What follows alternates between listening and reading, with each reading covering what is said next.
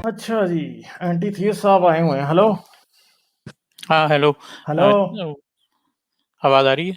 अच्छा, हाँ जी, कैसे हैं जी आप? हाँ जी, मैं बिल्कुल ठीक हूँ। और ये आज का टॉपिक बहुत मुनासबत से ये इसको किया, क्योंकि वजह ये थी कि ये जो औरत मार्च के हवाले से इन जनरल जो पब्लिक हम्म। रिएक्शन है, मुझे देख के बहुत ज़्यादा मायूसी हुई। मुझे ये लग रहा है कि अभी इस और औरतों के हकूक़ के नैरेटिव को इवन सोसाइटी हम्म। में जगह पाने के लिए बहुत ज़्यादा टाइम, बहुत ज़्यादा जो है ना गैप है। और सबसे ज़्यादा मुझे अफ़सोस हुआ सोशल मीडिया पे, जर्नल मीडिया के ऊपर रिएक्शन, उसमें औरतें खुद जो है ना, इन जनरल हमारे माशरे की, यानी मुझे यही लग रहा है कि ये जो औरतों के हकूक़ वाली जो बात है, ये बस एक छोटा-सा चंक है। मैं एग्ज़ाम्पल देता हूँ, मेरे अपने एक जानने वाले जो है ना, उनकी समझो बहू है। उन्होंने फ़ेसबुक पे ये जो इसमें एक एक पॉइंट पे कहीं ये डांस भी कर रही थी कुछ ख़वातीन, तो उस पे किसी ने पोस्ट हम्म। लगाई, तो इसने रिएक्शन दिया। ये उसने कहा कि ये क्या हो रहा है? तो उसने कहा कि ज़माने जahiliyyat की जो है ना का वक़्त वापस आ रहा है। अच्छा, और मज़े की बात है, जिसने ये जो कमेंट दिया ज़माने जahiliyyat का वक़्त आ रहा है, उसने इन दिनों में कैनेडियन नेशनैलिटी के लिए अप्लाई किया हुआ है। तो मतलब मुझे समझ नहीं हम्म। आती, एक तरफ जो है आप इतनी ज़्यादा हमारे माशरे में, और दूसरी चीज़ ये है कि अभी सुल्तान सलातीन जो है वो मर्दों की बात कर रही थी। मेरे ख़्याल से मसला ना मर्दों का है, ना औरतों का है, ये उस नैरेटिव का है, जो कि रिलिजन बेस्ड है, जिसमें औरत को सिर्फ़ एक प्रॉपर्टी के तौर पे जो है ना सिर्फ़ देखा जा रहा है, उसको as a equal human being नहीं। बार-बार अच्छा, रिएक्शन में यही आता है कि इस्लाम से ज़्यादा जो है ना इज़्ज़त औरतों की कोई और, इस्लाम है जिसने सबसे पहले औरतों को हम्म। इज़्ज़त दी। और उसके जो एग्ज़ाम्पल वो क्या देते हैं, माँ, बेटी और बहन। मतलब कि इससे आप पूरा क्लियरली है कि आप औरत को इज़्ज़त नहीं दे रहे, आप औरत के मर्द से रिलेटेड जो रिश्ते हैं, सिर्फ़ उसको इज़्ज़त दे रहे हैं। तो बेसिकली आप मर्द के एंगल से ही, मर्द ही एड्रेस ही है, मर्द ही का ही सारा कुछ है, और उससे लिंक जो कुछ रिश्ते हैं, आपने सिर्फ़ उसको इज़्ज़त दी है। आपने कहीं भी औरत को as a equal human being जो है वो ना कभी आज तक समझा है, और ना कभी जो है ना वो उसको आपका रिलीजन जो है ना इस तरह से रिकॉग्नाइज़ करता है। फिर दूसरा मुझे अफ़सोस ये भी होता है, ये जो इवन जो आपकी लिबरल जो ख़वातीन भी हैं, वो भी रिलीजन के हवाले से काफ़ी कन्फ्यूजन का शिकार होती हैं। उनका खुद नहीं लगता कि उन्होंने कभी प्रॉपर्ली जो है ना रिलीजन को प्रॉपर्ली स्टडी किया है। वो खुद जो है इस्लाम को ह्यूमनिस्ट या फेमिनिस्ट रिलीजन भी कई दफ़ा कह रही होती हैं, और फलाना ये वो, और बात वो एट द एंड किसी मौलवी पे डाल देती हैं कि मौलवी, बात मौलवी की नहीं है, बात इस रिलीजन के उस नैरेटिव की है जो उसके अंदर एम्बेडेड है। यही तो तो मसला है ना। हुँ, मगर प्रॉब्लम ये है कि अच्छी खासी अब कहीं वाकई ये बात आपकी ठीक है। तो मगर ये दोनों का है, ये मर्दों का भी है, औरतों का भी है। पढ़े लिखे मर्द भी और औरतें भी ये समझते हैं कि इस्लाम, क्योंकि उन्होंने खुद कभी स्टडी नहीं किया, इसलिए वो समझते हैं कि इस्लाम को बहुत अच्छी चीज़ है। हालांकि इस बात में कोई सच्चाई जो है ना वो किसी तरफ से भी नहीं। ठीक है। तो इन द एंड क्या होता है, वो सारा कुछ जो है वो ये समझते हैं कि नहीं जी, ये तो बड़ा हमारी तरफ से तो सब कुछ अच्छा है। सिर्फ और सिर्फ जो है वो जो है वो दूसरी तरफ से प्रॉब्लम है। तो इन द एंड फिर वो ये समझते हैं कि मुल्ले ने मिस इंटरप्रेट कर दिया इस्लाम। मुल्ले ने सही मुल्ला सही नहीं बताता, मुल्ले का इस्लाम एक्सट्रीम है, मुल्ला दहशतगर्दी अपने पास से सिखा रहा है, इस्लाम में नहीं है। नहीं, वो फिर असल में देखें, ये दोनों तरफ एक वो है कंफ्यूजन। कैसे? मौलवी क्लियर है इस बात में कि इस्लाम क्या कहता है, मगर ये जो पढ़े लिखे हैं ना ये समझते हैं कि मुल्ला तो जाहिल है, उसे इस्लाम समझ नहीं आया, हमें ज्यादा समझ आया। असल हालांकि में प्रॉब्लम वजह, ये है कि भाई जिसने, हाँ। हाँ, इसमें इश्यू ये है, जिससे मैं भी एक टाइम पे गुज़रा हूँ, कि आपने पहले से जो है ना, जो आपकी जो बचपन से जो आपकी ब्रेन वॉशिंग हुई हुई होती है किसी चीज़ के बारे में, उससे हम्म। बाहर निकलना काफ़ी मुश्किल होता है। उसके लिए आप एक्सक्यूज़ेज़ ढूँढते हैं। जब भी आपको यानी आपके बचपन से आपके अंदर एम्बेड कर दिया गया है कि जो है ना इस्लाम जो है ना एक बेस्ट, एक बहुत ही अच्छी चीज़ है। जब भी उसके अगेंस्ट आपको हम्म। ये जब वाइब्स मिलती हैं, तो आपका इमीडिएट हम्म। रिएक्शन ये होता है कि ये वाइब्स गलत हैं।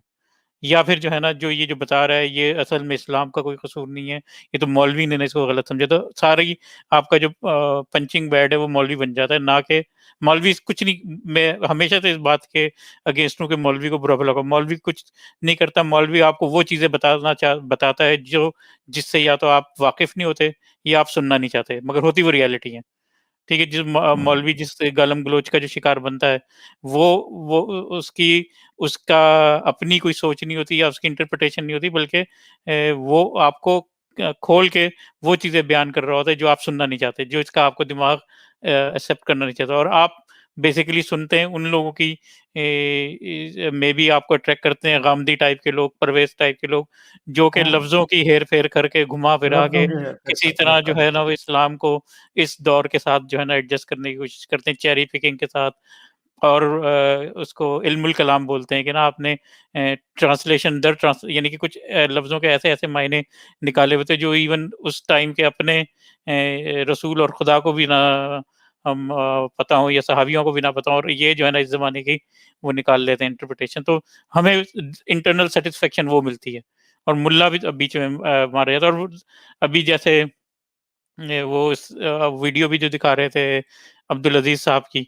अच्छा, अब अब्दुल अजीज टाइप के जो मुल्ला है वो उनसे ज्यादा कसूर तो उन अथॉरिटीज का है या उस सोसाइटी का है जिन्होंने उसको एक्सेप्ट किया हुआ है। मतलब आप ये सोचें किसी भी मुल्क जहाँ थोड़ा बहुत भी माइनर सा भी जो है ना, जो बनाना रिपब्लिक ना हो, जरा सी भी लॉ एंड ऑर्डर हो, एक एक ऐसा शख्स जिसने स्टेट के अगेंस्ट जो है ना हथियार उठाए, उसने उसके अगेंस्ट एजिटेशन की, फिर एक अपना भाई मरवा लिया, उसके बाद वो भागते हुए पकड़ा गया, उसको आपने फिर दोबारा उसी ही मस्जिद के उसी ही सीट पे वापस पहुंचा दिया, बिठा दिया। मतलब इससे ज्यादा स्टेट की जो है ना आपकी सरेंडर रिलीजन के अगेंस्ट करने की इससे बड़ी कोई एग्जांपल आपको नहीं मिलेगी। ये लाल मस्जिद मेरे ख्याल से इस्लामाबाद से तुम्हारा ताल्लुक है, तो इन लोगों का हिस्ट्री भी जानते होगे कि इनके वालिद हाँ, किस तरह से हाँ, ज़िया-उल-हक के टाइम पे जो है वो हाँ, उनकी कुर्बतें हुई। आईएसआई का पीछे बैक पे इनके वही। ऑफिस था, उनके ये लोग रिक्रूट करके देखते-देखते इन्होंने भेजते थे, एक्सपेंड किया। पूरा रिक्रूटमेंट सेंटर था हाँ, इनका, बिल्कुल। पूरा रिक्रूटमेंट सेंटर था इनका। और इनके कई और शैडो मदरसे आगे पीछे खुले हुए थे। और अभी भी जो और कश्मीर में ये इनकी लोगों को भेजते रहे हैं, हाँ, कश्मीर में ये लोगों को भेजते रहे हैं, ई7 में ठीक है, याद हो कि अफ़गानिस्तान में ये एक भेजते रहे हैं। जामे हाँ, फरीदिया था, जिसको हम लोग जामे फ्रॉडिया बोलते थे, हाँ। जामे फरीदिया हाँ, वो ई7 ये एक पॉश जामिया टेलीविज़न। फ़रीदिया में हाँ। जामिया फ़रीदिया अभी भी है, हाँ, अभी भी वही है। ना, तो वो मदरसा इस्लामाबाद के पॉश ऑफ वही द है, अभी पॉश एरिया में बनाया हुआ है। हाँ, कुछ दिन पहले वो उसका एक वो नहीं हुआ नोटिस पोस्टर। मशहूर हाँ, कि आटा नहीं अन है, का आज वो फाका किया जाएगा। वो भी वो ड्रामा वाला ही वो है, जामिया मुझे नहीं फ़रीदिया लगता। ही है ना? हाँ, वो अ, ड्रामा है, झूठ है ना?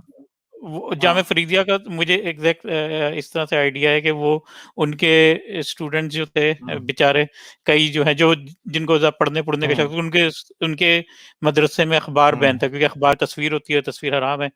तो वो हुँ, बच्चे कुछ जो हैं जिनको अप टू डेट रहना होता था, ये हुँ, 90s की बात है जब ये इतना मोबाइल हुँ, और ये इस तरह की चीज़ें नहीं थी। तो वो आके मुँह छुपा के बेचारे मुँह अपने बुकलों में डाल के ना हमारी यूनिवर्सिटी में आके जो है ना सिर्फ़ अखबार पढ़ने आया करते थे। तो वहाँ के हालात से पता चलता था, और वो मदरसा प्रॉपर फंडिंग के साथ इस्लामाबाद के मोस्ट पॉश्ड एरिया के अंदर जो है ना कायम है, और यही लोग वो थे जब ये इसने एजिटेशन शुरू की है, क्योंकि वो जो लाल मस्जिद के साथ जो वो था मुअल्लिक़ जो हुँ, मदरसा, वो तो ख़वातीन का था। तो जितने भी जो लाठी बरदार और ये जो सारे आए थे जो गुंडे बदमाश जो उन्होंने लिए थे, वो सारे इधर से ही जामे फरीदिया से ही पहुँचे थे, और वो दोनों अभी भी एग्ज़िस्ट कर रहे हैं उसी फ़ॉर्म में।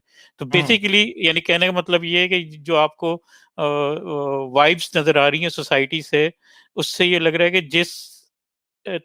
जिस बेहतरी का ये वुमेन मार्च वाले या हम लोग सोच रहे हैं, मुल्क अभी इवन मुल्क का जो कैपिटल है जो कि काफ़ी हुँ, बाकी मुल्क से बेहतर सिचुएशन में, वो अभी कोसों दूर है। तो बाकी मुल्क की और ओवरऑल सोच और मीडिया का आप ये देखो, खलीलुर रहमान कमर जो है, ठीक है, उसको मीडिया पे ओपनली जो है ना सब कुछ करने की इजाज़त है। आप एक कोई प्रोग्राम दिखा दो जिसमें सिवाय शाज़िब खानज़ादा वाले किसी भी प्रोग्राम में औरत मार्च को उस तरह से प्रमोट या सपोर्ट नहीं मिली। और इन जनरल आप ये भी देख लो कि ये खलीलुर रहमान कमर जो है, उसकी उसकी पब्लिक सपोर्ट जिसमें ख़वातीन बहुत ज़्यादा हैं, कितना ज़्यादा उसको सपोर्ट करती हैं, उसको फ़ॉलो कर रही हैं, उसके नैरेटिव को अंडरस्टैंड करती हैं। उसकी वजह ये है कि वो खलील रहमान उस न जर्नल नैरेटिव का जो है वो एक नुमाइंदा है, जो हमारे माशरे में पाया जाता है, जिसमें औरत को जो है एक सेकेंडरी हैसियत के तौर पे जो है ना दी जाती है, और औरत इस पे बड़ी खुश है इन जनरल हमारी, जिस पे मुझे खुद भी बहुत ज़्यादा हैरत भी होती है और अफ़सोस भी होता है। वो अभी मसला ये है कि प्रॉब्लम ये है कि जिन्होंने पूरी ज़िंदगी पिंजरे में गुज़ारी हो, वो थोड़ी वो थोड़ी जो है वो उनको उड़ना जो है एक बीमारी लगता है ना, मेन प्रॉब्लम हाँ, ये है, ये और कोई बात नहीं, बिल्कुल सही जो है ठीक ना है? वो है हाँ, एग्ज़ाम्पल वो के किसकी एक सेइंग है ये? पिंजरे के किसकी कैदी को सेइंग है ये? मेरे ख़्याल है ये सेइंग मेरे ख़्याल है किसकी है, मेरे ज़हन से निकली हुई है। ये फोर हॉर्समैन में से किसी एक की है। जो जो परिंदे जो परिंदे पिंजरों में पैदा होते हैं, उनको उड़ना एक बीमारी लगती है। ठीक है? बस वो ये यही था बात कि हुँ, पूरे रीसेंट एपिसोड जो इस दफ़ा हुँ, वाला हुआ है, औरत मार्च वाला, मुझे काफ़ी ज़्यादा हुँ, जो है इसने हुँ, मायूस किया। मैं बिल्कुल भी इसके बारे में हुँ, एंथुसियाज़्म नहीं, हमारी सोसाइटी अभी बहुत ज़्यादा हुँ, दूर है उसको, मगर डेफ़िनेटली एक हुँ। इवन 0.1% चंक है आपका सोसाइटी के अंदर जो स्ट्रगल कर रहा है। हमें उनके लिए तो कोशिश करनी चाहिए, मगर ऑप्टिमिज़्म अभी बहुत दूर है मेरे लिए, एट लीस्ट मेरी उसमें ज़हन के हिसाब से। ठीक है। चलो चलें जी, ठीक ख़ैर है, अच्छा, थैंक यू, थैंक यू। बहुत अच्छा मैं एक लगा। और बात सोच रहा था लास्ट आख़िरी कि हाँ, ये अब मैं ये सोच रहा था कि ये इन दिनों में कल ही शब-ए मेराज गुज़री है, तो उसके हवाले से हाँ, भी कोई हाँ। ना कोई एक स्ट्रीम बनानी चाहिए थी। उसके अंदर अच्छा, जो वक़ुआत आते हैं चलें बहुत मुझे अब ईमान अफ़ज़ा जो है ना। मैं हुँ, इनका ना पाकिस्तान से निकले हैं तो इस्लामी महीनों का पता ही नहीं होता कि कौन सा गुज़र अभी गया है, कल कि ही शब-ए मतलब मेराज पाकिस्तान में गुज़री तो बड़ी लोग जो है ना। हुँ, ज़बरदस्ती याद दिलाते हैं ना, हुँ, कि हाँ हुँ। जी, ये है। चलें, तो चलें सर, ठीक है, वो थैंक यू। मैंने कहा, मैं सोचा था कि ये शायद कोई हाँ, एक आध स्ट्रीम जो है ना उस हवाले से भी, क्योंकि वो भी बहुत बहुत मज़ेदार और बहुत ईमान अफ़ज़ा उसके हाँ, वाक़यात हैं एक से एक। हाँ, तो वो हमें जो है ना हाँ। मैं सोचा था कहीं किसी वक़्त डिस्कस करेंगे। चलो, मैं आज बस अपनी चलें, फ्रस्ट्रेशन ठीक है। निकालने के लिए इधर आया था, तो वो ठीक है, ठीक काफ़ी है, हद ठीक तक है। निकाल ओके, ली। Thank you. चलो फिर मिलेंगे दोबारा। चलें, ठीक है, thank you, bye. Bye, bye, bye. अच्छा जी।